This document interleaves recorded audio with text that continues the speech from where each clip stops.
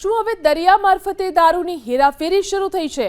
આ સવાલ એટલે કે જૂનાગઢના માંગરોળના બારાના દરિયાકાંઠે એક બોટમાંથી મળી આવ્યો છે મોટી માત્રામાં વિદેશી દારૂનો જથ્થો।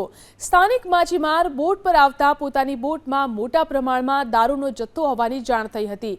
બોટમાં આટલી માત્રામાં દારૂનો જથ્થો ક્યાંથી આવ્યો તેને લઈને પોતે પણ અજાણ હોવાનું સામે આવ્યું।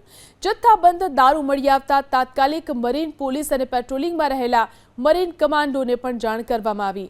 હાલ તો મરીન પોલીસે દારૂનો જથ્થો કબજે લઈ અને બોટમાં દારૂનો જથ્થો ક્યાંથી આવ્યો તેને લઈને તપાસ શરૂ કરી છે।